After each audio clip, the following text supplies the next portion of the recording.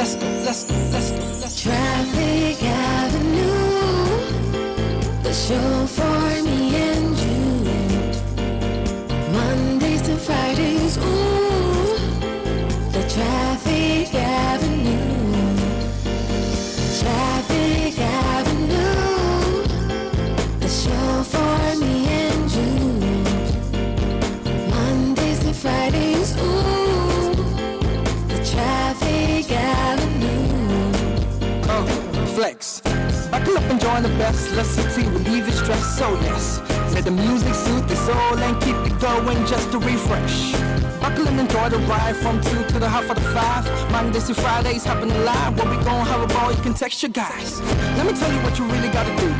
You can count on us, we come through. We got everything you need, that's true. Are you ready for the Traffic Avenue? Let me tell you what you really gotta do.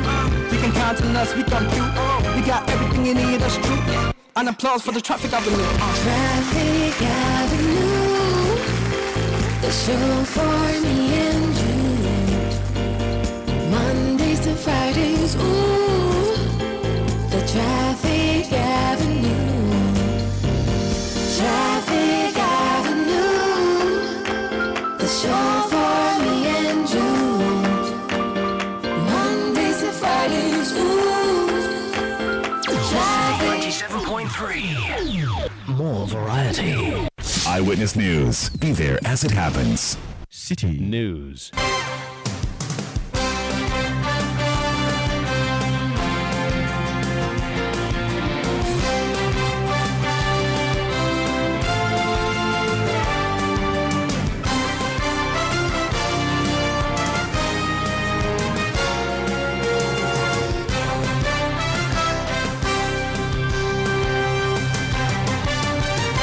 It's 17:30 GMT. This is Eyewitness News on 97.3 Citi FM. I am Umaru Sanda Amadu. Tonight, I'm here with Akusia Oche. And coming up over the next 90 minutes. Amount of data that one has to buy to complete an online. The Speaker of Parliament, the Honorable Alban Sumana Kingsford Bagbin, flexes his muzzle today in Parliament, asking the Marshal of the House to send out the Member of Parliament for Afriyie. And this is because the MP challenged a decision or an advice that was given by the Speaker. Listen to this. Prejudicial. And I believe that as representing the good people of Afriyie, it doesn't lie in your mouth to remind us of the things that you said. Thank you. This is a completely rude remark. And I can send you out of the house now. And he did. He did send him out. The Marshal ushered him out of the chamber. Also coming up, the curious case of how a group of Ghanaians believed to be our Paralympic team absconded in Oslo, Norway. The association says there was a case of forgery. And later on Eyewitness News, the leadership of the Colleges of Education Teachers Association, CTAG, is warning against attempts to freeze the salaries of members following their continuous strike. Stay with 97.3 Citi FM for more on this and many other stories on Eyewitness News. And in business, managers of the Ghana Stock Exchange emphasize need for SMEs to invest on the local bourse as it reaches 90 billion cedis market capitalization. That's in 50 minutes from the City Business Desk. Eyewitness News is live across Ghana on a number of affiliate stations and also around the globe on citynewsroom.com. We are also on YouTube. Look for the Citi FM handle and follow what is happening there. We are also live on Facebook. And, of course, we are interactive. Send us your messages on 0549 986 996. Now, today, the House of Parliament sat, as it always does. And there was an issue around a bill that was being put before the House, or rather, is a nomination that was being put before the House of some new members of the Supreme Court as proposed by the President. The Speaker, in announcing to the House, made some remarks, which remarks did not go well with the former Minister for Environment and MP for Afriyie, also Dr. Kweku Afriyie. What happened is that the Speaker ended up sacking, for want of a better word, the MP from the chamber. Listen to what transpired. We'll speak to the MP in a bit. Prejudicial. And I believe that as representing the good people of Afriyie, It doesn't lie in your mouth to remind us of the things that you said. Thank you. This is a completely rude remark, and I can send you out of the house now. It lies in my authority to do so. You represent the good people of Afriyie. I represent the whole country. Please, Marshal, take him out of the house. Marshal, take him out of the house. I will not entertain such disrespect. Lies in my mouth. And with that, the Honorable Dr. Eyewitness was ushered out of the chamber by the Marshal of Parliament on the orders of the Speaker. That escalated so quickly, from 0 to 100 within a second. The Honorable Dr. Eyewitness joined us on the line. He's MP for Afriyie, also former Minister for Environment, also held a portfolio in the Eswa Kufuor administration. Doc, you're welcome to Eyewitness News. Well, thank you very much. And let me update you on my new designation. I'm officially Ghana's climate envoy, so that's where I am now. Oh, great. So, Ghana's envoy on climate. I see. It's like Secretary Kelly's post. I see. Interesting. So and the climate in the chamber today was not favorable to you at all. Well, we can talk about that. What happened? Were you challenging the Speaker? Were you advising the Speaker? What were you doing that led you? No, I wasn't challenging. I wasn't advising. I was drawing the attention of the Speaker to our rules and procedures. You see, the President had nominated 2 persons to replace 2 Supreme Court judges who were due for retirement this year. So it's not like he was appointing new judges, replacement. But the Speaker, instead of sticking to our procedures and sought out to advise us that when it comes to us, either through committees or even in plenary, the way we should go, we should be listening to Ghanaians, what they are saying, what is pertaining in their public space. Look, I know that the whole atmosphere about appointment and things have been poisoned in the Ghanaian space. But look, on the other hand, some of us have to be very, very cerebral about these things. But so I would not be tempted even to go into the merits of whether judges are many or not. I am of the contrary view that what we are saying even is not even true. It's not borne by the empirical facts. But let me save that one for another day. What I'm saying is that the Speaker didn't stick to rules and procedures, and that he sought to advise us to vote when it comes to that, or deliberate on the matter using some lenses which I believe were prejudicial. And that is what and indeed, I didn't stand up even to challenge him. Maybe there were some antecedents. I went to Honorable Anodompre to express my misgivings about the posture of the Speaker. So I was waiting on Honorable Anodompre to make an intervention. Prior to that, the Speaker had even granted giving some opportunity to an NDC member to make similar remarks which rhymes with what he had said. So when I took my seat, I was engaged in some conversation with the Eugene, Honorable MP for Subin.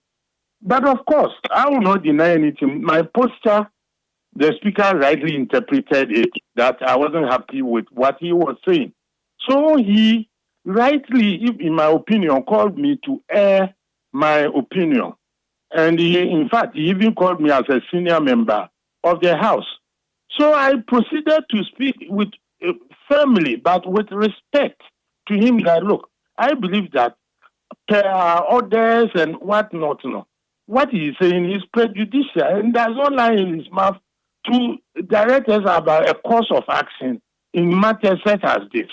Then apparently he took offense at this. I do not know why the Speaker cannot take, dissenting views. I was shocked. And then he called down the Marshal to work me out. So even I had the courage even to tell the marshal to give me a minute. So I bowed to the speaker. I bowed to him before exiting. So I'm not happy at all about what has happened. I don't like drawing attention to myself. But with all due respect, what the speaker did, and also they are anticipating, I don't want to bring in other serious issues. It's becoming so much. As for a speaker, you are a speaker. You are a referee. If you have some different opinions about certain issues, I believe that the best point was to have called me to his office and draw my attention that, look, these are what Ghanaians are saying, So when it comes, if you're an influencer, go this way. I would have appreciated it. But this one is going into the Hansard. And by the way, there were even a delegation from Namibia. And this thing, the nomination were coming from my president. Everything that was impugned was that it as if the president was acting ultra-virus or contrary to expectation of Ghanaians. I couldn't sit down and take even the implicit humiliation on my, from the speaker to my president. So that was what happened. Okay, this is quite interesting hearing you give this explanation. Now, my question would be that in the House of Parliament, often you MPs rise up to seek the guidance and advice of the Speaker. He is the one who guides you on your rules, not just because he's the one who presides over the House, but perhaps the most experienced legislator that we have in the country now. If he gives you the advice that he gave you, that in going into a committee to decide on these nominees, be minded of the size of the judiciary or the Supreme Court, and also be minded of what the people think outside there. How has he erred by doing that? I'm afraid to say that was not what he said. Per my interpretation, what he was saying that he was clearly walking us to a certain direction. And I believe that if you are the umpire between Accra, Suffolk, and Kotoko, you should not be coaching people on how to take penalties.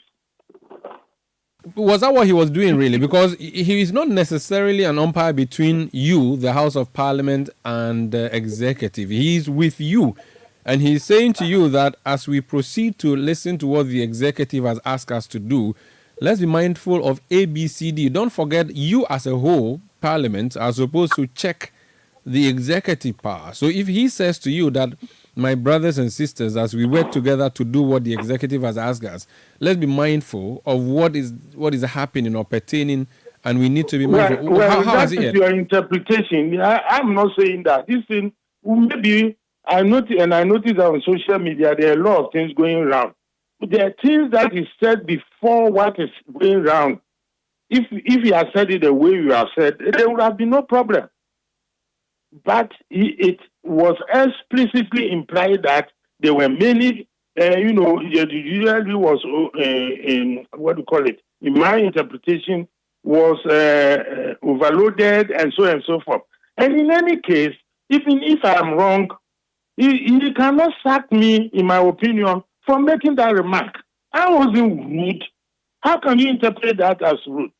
Maybe, yes, I also misinterpreted it, and I misunderstood him. He could have said that, and that would have been the end of the matter. But look, I'm not a child. Look, I don't want to bring in a serious thing. You think that even the speaker's pronouncement on the matter of LGBTQ was correct? I bring this in because I don't support LGBTQ, and you can ask Honorable Sam George. But still, I wasn't happy with the remarks that he said he will make sure that it is passed and then we abolish. Look, that is for MPs to decide. He likes walking into the arena which is reserved for MPs. He was an MP before, so I sympathize with him. Sometimes he forgets himself. So somebody will have to remind him that he's a speaker. He has to be neutral, even in very, very contentious issues. I didn't bring that one up because I will learn myself to be misinterpretation that time. But I was not amused, but and of course there was Congress. We all don't support that thing. But if I had said that, Ghanaians will even have misinterpreted it. But as a speaker, he should have been neutral, and he ought not have made those prejudicial remarks. So it's not one-off thing. I've seen this whole thing. Oh, man, you You don't understand my position. I would rather ask you a follow-up question. Did there anything happen between the time the speaker said, I would walk you out, and when he asked the marshal to walk you out? Did you do, maybe, was there some gestures that we did? Absolutely. Because that's why. It was almost like he threatened and then he executed the threat. The clip is there, so everybody can watch. Yes, I have seen the clip where the camera pans from the speaker to you. What did I do? What did I do? So after he said, I'll walk you out, did you maybe show a gesture? No, I didn't say anything. I kept quiet. I was shocked because I thought that his reaction was too severe and extreme. And I didn't say anything, only for him to repeat that the marshal should walk me out. Do you know what? I'm proud to have walked out because that kind of we are in a democratic system. Everybody should be able to allow to speak his mind and then to say things which are even with borders on whatever. So me, I don't see why. Look, let me tell you, me, I'm not a coward though. I'm not a coward. Look, you go and ask President Kufuor. I ask for present government. I won't bring him in. I speak my mind. I speak my mind. It's revealing that you say you were. I can be wrong, and I'm very, very, very, very humble. But as for my mind, there, nobody can take it from me. And when I'm wrong, I will apologize quickly. It's revealing, Doc, that you say you are proud to have walked out. Looking at the video, it's almost as if as soon as the speaker said, Marshal, walk him out, you started packing your books, ready to move out. Why not? And you did that with a posture that may, even though you bowed for him before walking out, that posture of just gathering your book is almost like, meko, that kind of thing. Would you? Oh, but I say, no, meko. You think that ruling was right to have walked me out because I dared to disagree with him? I don't gonna for him. What have I done materially wrong? Because I dared to disagree with him. Hey, do you get a sense that House of Parliament or MPs are being bullied? I'm using this word advisedly by the speaker. Do you get that sense? Well, I will not go to that extent because my colleagues will not allow themselves. But me, let's stick to. You see, when you generalize, people will misinterpret me. Let me stick to this particular incident. Okay. Have you had any disagreement with him in the past that would have maybe been triggered? I don't want to go there. I don't want to go there, please. It would be interesting to share that because that would give us a better perspective. No. That is not any disagreement with him where some of them were in confidence and all that. I won't go there, cry. And by the way, he's somebody I like. But I'm a very complex character. You marry, I can smile with you tomorrow. That's what I'm saying. Even my own president, sometimes I disagree with them, and very strongly too. But is this the first time you and him have disagreed on the floor of the House? Oh yes, certainly. Otherwise, you would have heard of it. Okay. But I've taken. Are you going to? Your leader, the whip, the whip who was present at the time, Frank Anodonpre, apologize on your behalf. Would you want to re-echo that apology, or you stick to your guns and say he apologized on my behalf? Yes, he did. Well, he doesn't have my permission to do that, and this one I can put on. You can put it on record. So you have not issued an apology. You will not apologize. No. Even if that will cost you your seat. Well, I don't know about that. We'll contest it to everywhere. I haven't done anything wrong. Why should I apologize? Have you been educated, or do you know, or what will happen to you next now that you've moved out? Is it automatic that tomorrow you can come back, or until he says you should come back? I don't know. That will be at his own behest. If he says, don't sit in the chamber, well, we'll take a decision. You cannot represent your people if you don't stay in the chamber. The people say, well, whatever happens, I will advise myself. I will not be prejudicial and then go and say something that I will do. That will be very, very unfortunate on my part. So you let the issue unfold, and then we shall see. If you're asked to apologize, would you? I haven't done anything wrong. I haven't insulted the speaker. I haven't disrespected him. What happened? Why is the disrespect? You see, you yourself, you say, even as I was bowing to him, it was with a lot of humility that I was even bowing, because I told myself, let me bow to the chair. Yet the team in fear. I knew, as if I knew. You see, if I walked, I see the interpretation you are giving, I bow to the seat. That is all.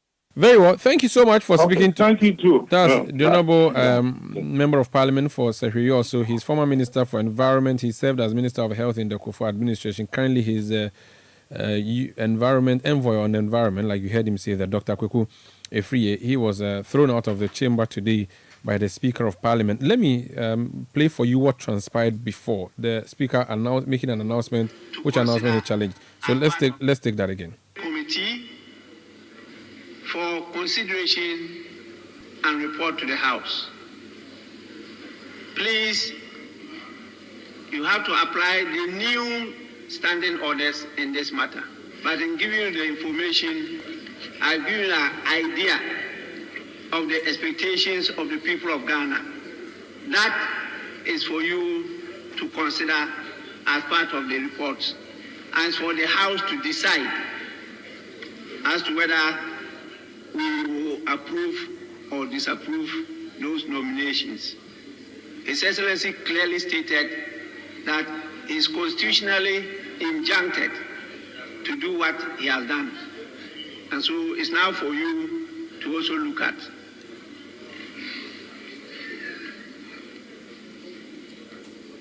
Honourable Member, you want to speak? If you want, I will grant you the opportunity. Yes. Mr. Speaker, with all due respect to your chair, these preliminary remarks you are making are prejudicial, and I believe that as representing the good people of Afriyie also, it doesn't lie in your mouth to remind us of the things that you said. Thank you. This is a completely rude remark, and I can send you out of the House now. It lies in my authority to do so. You represent the good people of Afriyie, so I represent the whole country. Please. So that was the stage at which the Speaker then said, please, Marshal, walk him out. And if you look at the end of the video, the Marshal moves in to walk the Member of Parliament out. He packs his books and then walks out, bows to the Speaker before stepping out. Now, the genesis is that the President nominated Justice Sophia Rosetta Bernasco-Essa and Professor Richard Frimpong Opong as Justices of the Supreme Court. Now, this follows the retirement of Justice Ni Ashikote and the pending retirement of Justice Mariama Owusu. The Speaker of Parliament was supposed to communicate this to the House and give the advice that you heard him give, or guidance if you like, which guidance or advice the Afriyie also MP was not particularly excited about, for which reason he voiced the concerns he voiced, and for which reason the Speaker sent him packing. Let me speak in studio now with, Richard Delaskai has covered the House of Parliament here in Ghana for more than a decade, maybe a decade and a half. He's a private legal practitioner. He's a lawyer. He's also a journalist. He joined me in studio. He's here with us at Citi FM. Counsel, you're welcome to Eyewitness News. Oh, Dela is fine. Dela is fine. No, let me just call you Counsel, please, so that I'll feel that I have a friend who is, so that if someone do something. Not at all. Not at all. Dela is fine. Very well. Good. Dela, which means Savior. Yeah. Savior, you're welcome. Save us here. First of all, what's your opinion or your view watching this video? I'm not sure you were in the press gallery as you usually would be in the past, but watching the video, what do you make of the whole spectacle? Good evening to your listeners. I find what happened truly unfortunate because, first of all, it is within the remit of the Speaker when a communication is received from the President, and the necessary consideration would have to be done by a committee for the Speaker to refer that communication to the appropriate committee for consideration. In this case, it has to do with appointments to the Supreme Court, and the President has made nominations to that effect. So when that communication is read to members, the next thing the Speaker does is to refer it to the Appointments Committee for consideration. Now, in appropriate cases, if there are constitutional and legal issues, the Speaker may want to invite the Constitutional and legal committee to join the others in order to make this happen. But the good thing is that the amended standing orders allow for the co-option in appropriate cases of members of other relevant committees to come and support members of the Appointments Committee when specific matters like the one having to do with the Supreme Court appointments are to be considered. So it was, strictly speaking, within the remit of the Speaker to make the referral. Now, make the referral. Yes, to make the referral. And the commentary? Yeah, the question now is whether one could challenge the Speaker on views he expresses or an attempt he makes to define the scope of what the committee is supposed to do.